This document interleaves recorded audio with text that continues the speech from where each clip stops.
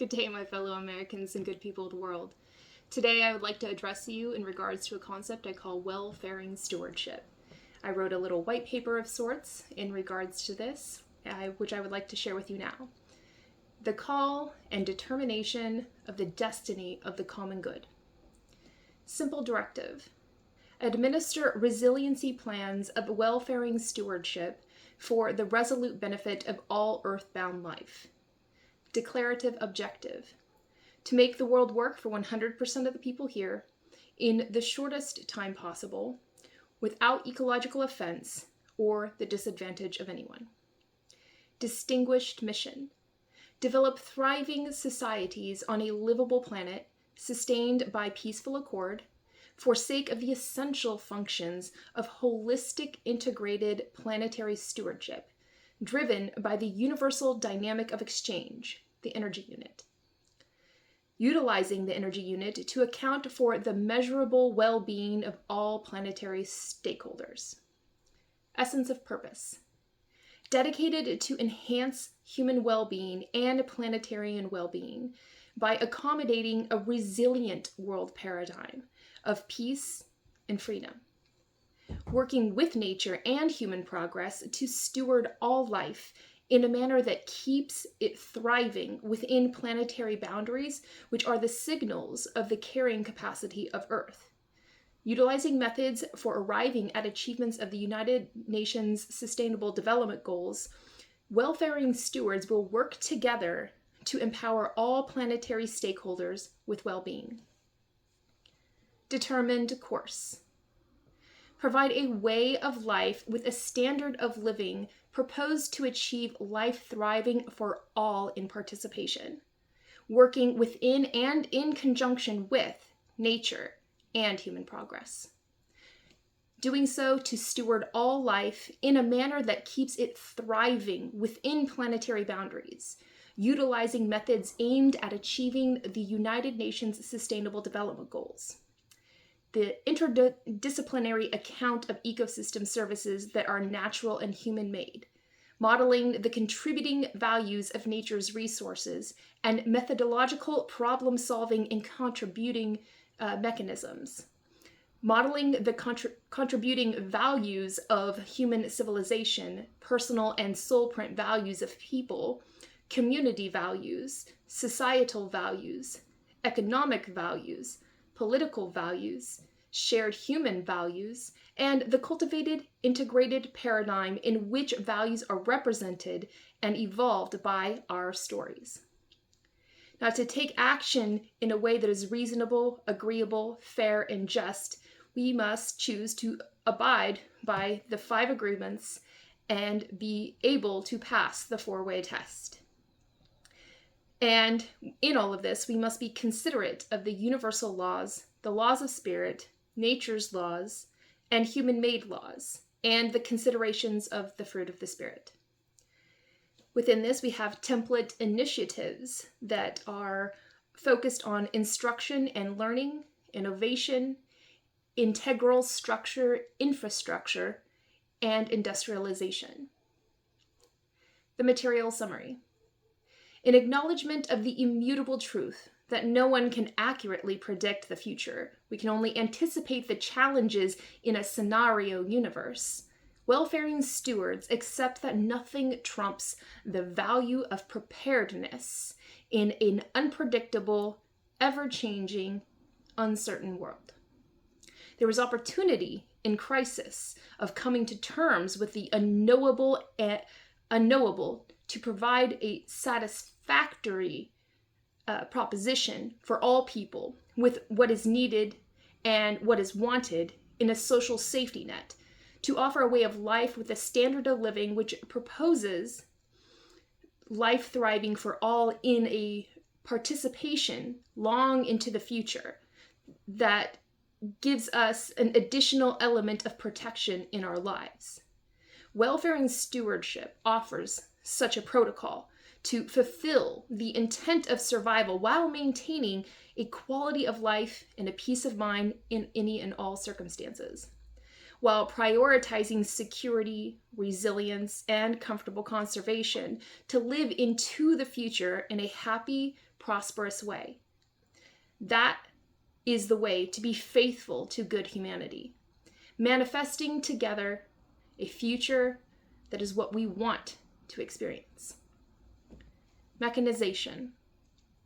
Mechanizing a safe and peaceful home space based on an intelligent interface, access to design of the scenario universe so that we can solve problems and accelerate solutions, operating in an energy time grid and through networks of practical deliverability from the accounting systems of the universe. Every erg of energy and every second of time existing together as the energy unit, an impounding of the sun's energy. Doing this in an energy time grid of the scenario universe is a functionality that is utilizable to solve local problems. The application is a constructed sense of value to evaluate the human experience and, from that, reevaluate the future so that it is better than it is today, demanding the necessary shared sacrifices for establishment of the proposed basis of identity of stewardship to gain the advantages of a peaceful home space for the benefit of all.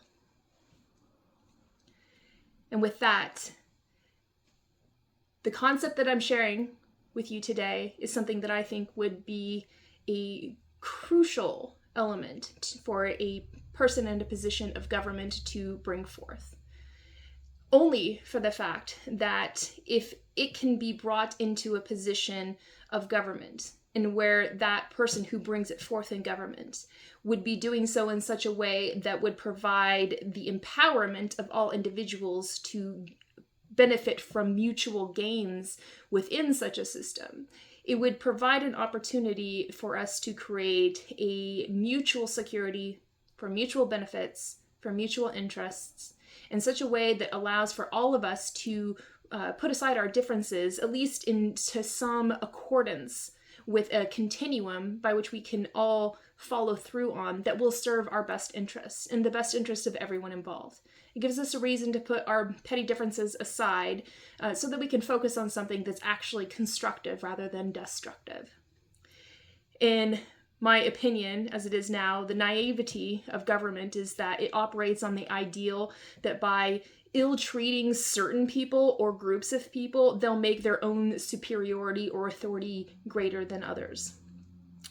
And what is common to all politics is the example of overconfidence and combined with an arrogance and a hubris, which is often associated with a lack of humility. Now, what is common to all politics is a breaching of limits. But the Constitution of the United States assigned each person with a particular area of freedom. The 9th Amendment, the 10th Amendment, the First Amendment, the entire Bill of Rights gave us the fundamental framework by which the individual accounts for their independence from the overarching or overreaching or overbreaching or the infringement of government in their independent lives. I fundamentally believe that government is supposed to be there to help to guide the people, not control them, to give people inspiration, not dictate to them what they can or they cannot do. I think that by providing such a framework as welfare and stewardship is an offering to the world to suggest that we can do things together, moving in a certain definite rhythm, a pattern, a trajectory along lines which everybody can conform without constricting their own individuality or their own independence, and in such a way liberating the people in a relentless progression, allowing for more people to come into the framework as more people are brought into the world. And we have a planetary shift. We have within that a growth of our population. We return to an accord of our declining birth rates to be reversed, and make space for more people to be able to be brought into the fold and provide for them a means of having a thriving life. Like, this is our responsibility as humans, to provide this, regardless of what sort of personal ambitions you have in your individual independent life. Like, we're here for a very short amount of time, and it's our responsibility to make sure that the time that we spend here is not the end time. We're supposed to bring things forward on a continuum and continue to push back, the clock of time, to make sure that, every time that we have spend here is spent wisely, and is moving in a direction that redeems the time constantly for ourselves, for our children, for our children's children, long into posterity. And we can't do that if we don't have a generalized focus on what we're trying to accomplish here together in a mutuality, something that leads us in a common direction, somewhere where we would actually want to be. In my purest intentions, what I'm offering here as a potential leader of a truly free world is one people, one destiny. Now, in politics, the concept is governments are supposed to issue orders over the affairs of the state. And the state has to be in accordance with the right rules, in which that accordance is an applicable, practical wisdom, which you can practically use without imposing a specific version of a moral dilemma that would constrict the options for people in their immediate lives, thereby constricting their opportunity to make progress in their own personal self-actualization. Government is not supposed to impose moral wisdom. Morals are a human aspect. Government works in the realm of ethics. It gives us ethical bounds by which we can operate so that we're not wholly infringing on other people's personal liberties. So the government is supposed to be about the presence of the right rule. And the right rule is a virtue. And it's a application of a practical wisdom. And thus, in order for government to be relied upon, to be in accordance with the right rule, you need to have the just bounds of law. But then you also need to elect people who have a moral guideline within themselves, a sense of personal jurisprudence, where they understand the individual jurisdiction of people, state, and the sovereignty of our planet, and the future generations as well. And to keep all those things in a constant accord with one another, that we don't overstep those bounds. We have to keep things in a constant pace of equilibrium in order to make sure that we're not stealing from our children, the future that we said that we were trying to promise them. We have to give forward, pay it forward, in order to make sure that our children have an opportunity to build for their children, and so on, and so on. And we're not going to be able to do that if we're despoiling our planet. We're not going to be able to do that if we're not taking care of one another. We are certainly not going to be able to do that if we keep infighting with each other. And it seems like it's a hard concept to, wrap your head around, something so simple as, like, providing some sort of legacy by which we can all conform to. But in the terms of a legacy that could inform policies, the concept of law is a result of dialogue. That's why we have politicians, is they're individual people who create a dialogue by which they can assert what are going to be the bounds for laws, and then apply that in a way, in an offering of an opportunity to promote for people a multilateral public diplomacy, a way that can foster protection and understanding in our relationships with one another, not just in the sense of relationships like mutualities of citizenship, or mutualities of populations within a country or a nation, or the concept of relationships with our families or our coworkers, or our political parties, these sorts of things, but interrelationships with just the process of life, the economic relationships, the relationships with our immediate environment, the relationships with our home, the relationships that we have with our day-to-day, comings and goings. We need to be able to have a way to determine the respect for citizenship, and respect the concept of individuality, and respect general humanity, provide for that common defense, and promote that general welfare, but not just for these people or those people. There's no in or out group in this regard. It has to be for everybody.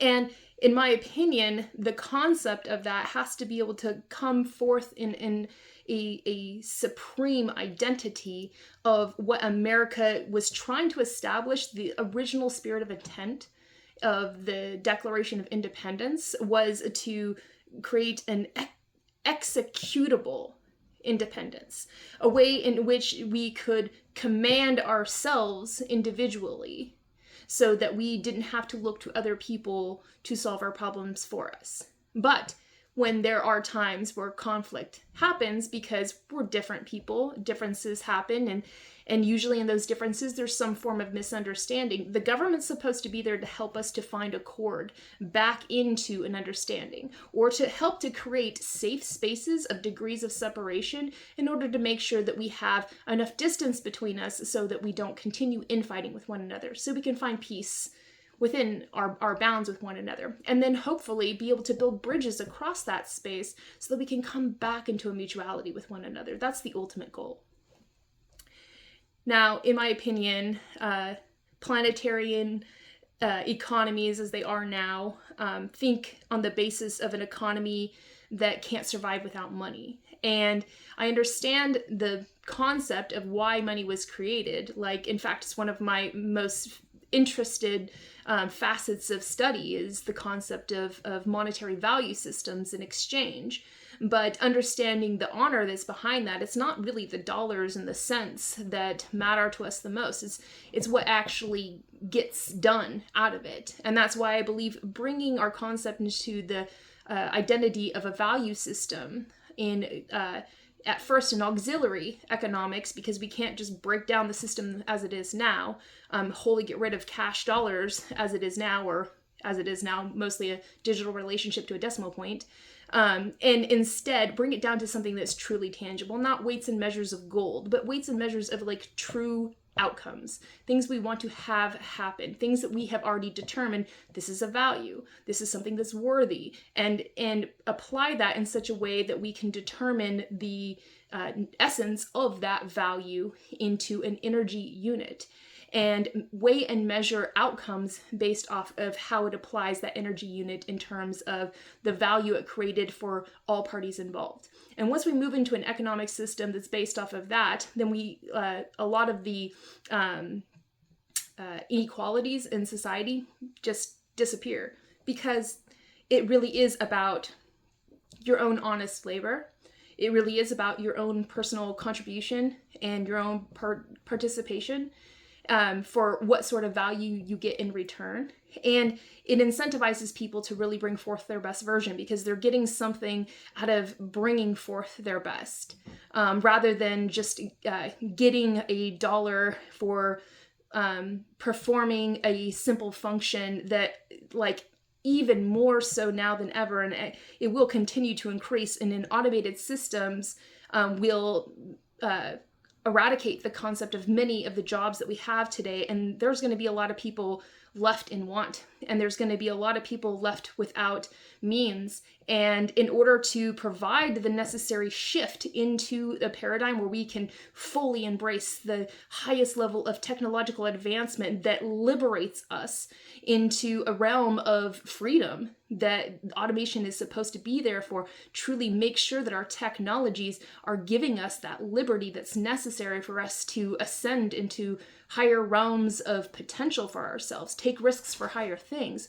liberate our time or effort or energy so that we can focus on doing more things, expanding our creativity, and hopefully coming up with new inventions and new determinations that are going to be able to help us to better understand our planet, our minds, understand the world around us, and understand the universe itself. We'll be able to have liberation for everybody to apply themselves to that once we can fully embrace autonomy. But we have to be able to bridge the time between full autonomy and in an economy that is dependent on the almighty dollar and decimal point into a auxiliary economy that can run parallel to it, that can help us to make sure that people are still getting what they need and being provided for while, again, by their own honest labor. So it's not like a hand up, a hand out, or some chance at a big break. Rather, benefit from opportunity of a fair shake. You did this, and so we're going to compensate you for it. And we need to build an auxiliary economy now based off of the energy unit that can bring us forth into that potential world so that we can slowly, outphase the useless and antiquated concept of dollars. Now, the concept of this is the beginning stages will be an imperfect compromise of shared visions. Eventually, over time, we are going to be able to build consent into this and build upon that a constituted, exact form of sovereign personhood, and a way for people to not only advantage their own identity, but also advantage how they choose to integrate with the mutual identity of our nation and of our planet. And the one common through line through all of those things can be stewardship. And if we align stewardship as a common through line through all of that, then we have a system by which we can weigh and measure these units of energy. In the spirit of communication will help to encourage ourselves into that participation, encourage us into the exchange of the best ideas, the best practices, develop new forms of cooperation. We really need to grab a hold of our intellectual capacities. We need to be able to implement cultural events that are very well organized, that help to showcase what humanity is all about. This is one of the things that we were able to accomplish with the World's Fair.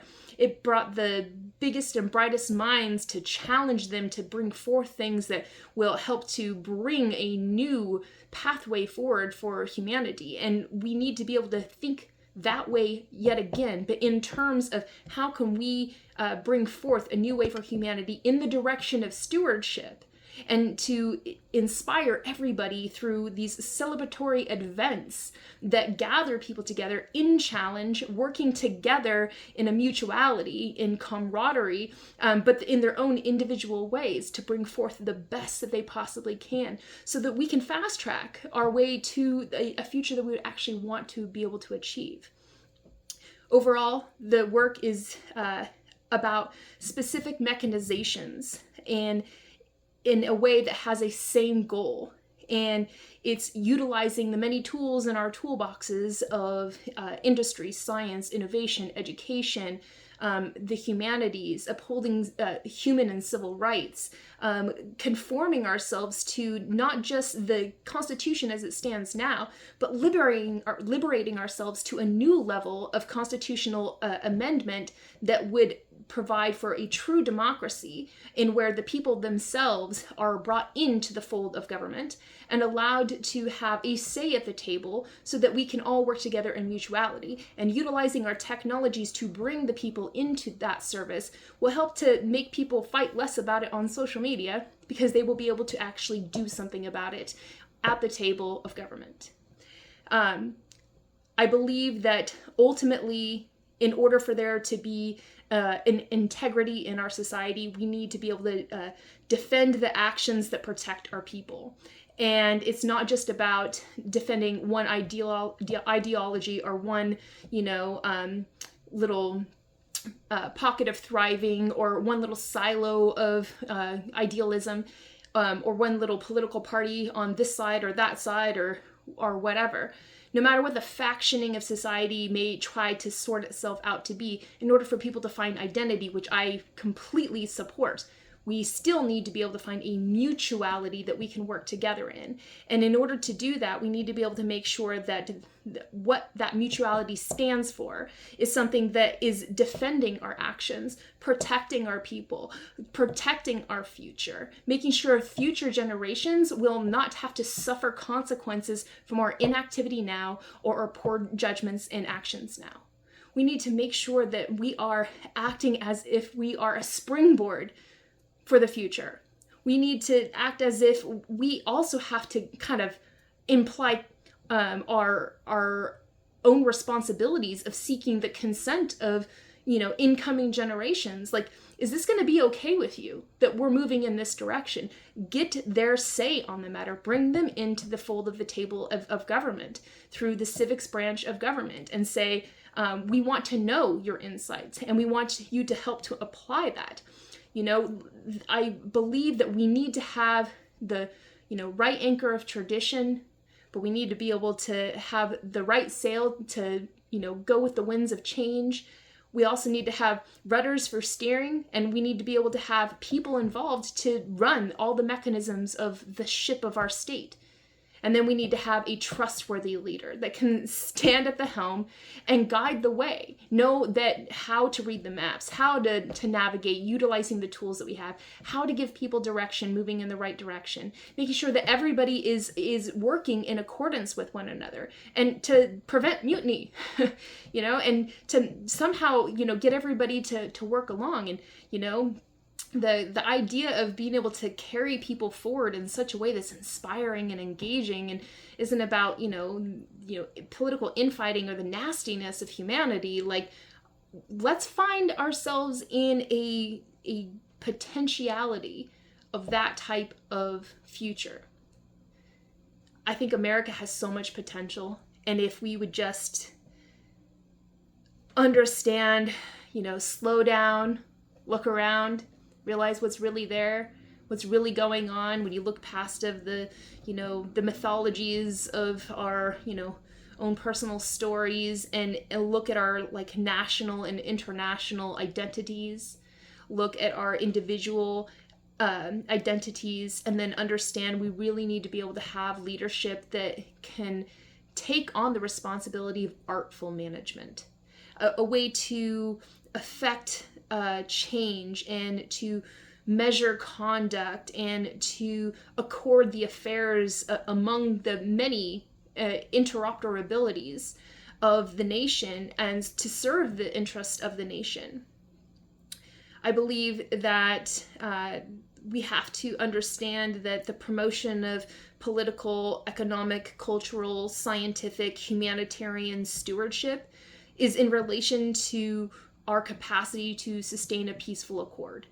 And there's so many people out there we want peace, but the whole idea is maybe if people asked for peace in times of peace and actually work towards peace in times of peace, then we never would have war.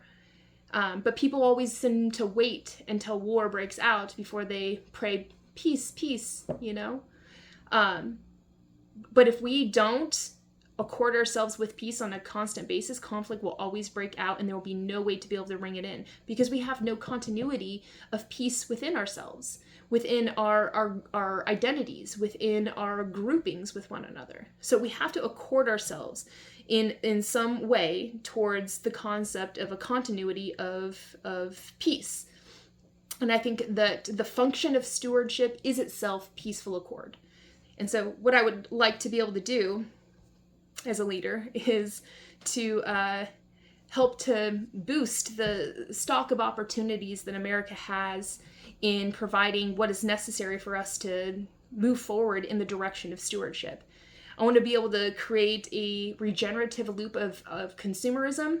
I want to be able to create regenerative cycles of consumption. I want to be able to make sure that production, consumption, reclamation, disintegration, and then limitations of waste, and then a repopulation of goods within our supply chains are moving in terms that are associated into our necessity to have particular things in order to sustain well-being for all people, so that we can fare well in the world. The kind of things that I'm looking to be able to bring forth are big. This is not a small task. This is not going to take a short amount of time. This is are you committed to spending the next, 3 years, 30 years? Are we going to commit ourselves to the next 100 years, next 200 years, in order to bring forth the type of future that is going to be sustainable? The future is certainly not going to look anything like it does now, but it will be preceded from where we are now. And so if the future is going to have a bit of what we have now, what bit are we going to try to carry forward and continuously carry forward? It's like trying to bring fire to the next tribal town and continuously bring it forward. And we have to be able to have that light to shine, to carry it forward to everybody for future generations to come. And that light really is basically just an idea, a really good idea. But a really good idea is meaningless without the courage to act. So we must speak up, we must stand up, we must do what it takes to be where we need to be, do what we need to do, and have the courage to act in terms of the ways and means that are necessary to bring this forth. What I'm doing in making these videos are not just speaking to the good people of the world, and my fellow Americans. I'm speaking to those who have the courage to act. Those who are like-minded individuals, people who recognize that an idea finds safety in numbers. And the more people that we can bring into this to start working together, we can have a mass population that moves in groups to form a transcending of the base paradigm that we exist in now into a new paradigm in such a way that encourages others to involve and to integrate with, so that we become stronger together. The more that we work together, the more that we can form these groups and these teams, and we all stand up for the same ideal and we activate in a general direction, will make us so empowered that nothing can stop us. So I believe what America stands for ultimately is for fierce independence. And that fierce independence is a spirit, and it's a spirit within all of us, and it's a spirit that we must help to protect and preserve. It's a way for us to have a bond of trust with one another when we understand that our spirit is a form of security, and it's a bond of trust that we hold together. And if we move ourselves in the direction of protecting that, we will have the foundations and the structural integrity of the sanctity of the internals that are necessary to uphold the foundations of a very strong house. And we have to look at our country as our country and our planet as a home, and that we have to keep it up. Sure, it's going to take a lot of work to build it up and reinforce it and make sure it stands strong, and it's an everlasting, thing. We have to make sure that we're living in an aesthetic facade. We don't want, a concrete jungle, and we certainly don't want an overlapping of too much wild where we can't have a sense of, peace and order, and we can't have a sense of structure and development. We need to be able to have best of both worlds. We need to be able to have the wildness of the world, and we need to also have the conformed basis of a firm standing of a industrious, infrastructurally designed development of society. And we need to be able to work in mutuality so that we're not infringing without ecological offense. And without the disadvantage, because we don't want to take away opportunities for people to become industrious and to become inventive and to explore new ways that we can advance ourselves through technology and the wondrous capacities that humans have to be able to build expansive and inclusive environments for one another. But we also need to be able to engage in a mutuality of respect for our planet.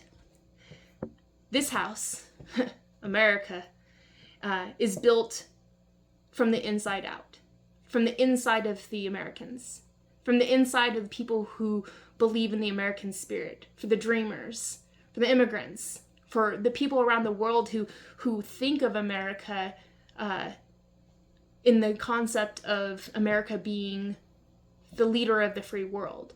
Now, I know that position in the world is faltering a little, because America's gotten off course from where I really believe the original intended spirit of the Declaration of Independence brought us from. You know, that form by which we were bound to one another, and we said we pledged to ourselves, you know, for mutual securities, for mutual interests, for mutual benefit. You know, we offered ourselves a new lease on life, and we grasped it and we took a hold of it, and look how far we've taken it. But we have faltered in that regard because we've lost sight of what's important. It's not about the political parties and who gets to win and who gets to undermine somebody today, and, you know, what policies you get to push through that ends up making these people on that side a little bit of money while taking away opportunities from people here. You know, it's not about this. This house has to be built on a firm foundation, and we need to make sure that it's in such a way that it's adaptable, malleable, mobile, efficient. We need to make sure that it's sustainable for future generations to come. It's a great concept that I once read in one of my most favorite newspapers. I like to collect old newspapers. One of my most favorite ones came from, I believe it was the Mercury News, and it was a great article that was written on the 200th birthday of America. And it was an article in which it was a gentleman spoke of America as being kind of like a cake. And that in order to make that cake, you have to leave the recipe for future generations. And you need to be able to have, you know, enough within it so that the people is like a dough and the whole dough rises together. And that, you know, each individual part, you have the sweetness and you have the sweat from the kneading of the dough. And all of these aspects of everybody together is what makes America. We're just one really huge cake that's made together, and we bring the sweetness of our nation together, and we have to be able to renew that. We need to be able to leave that recipe for future generations to be able to do. That's what our Constitution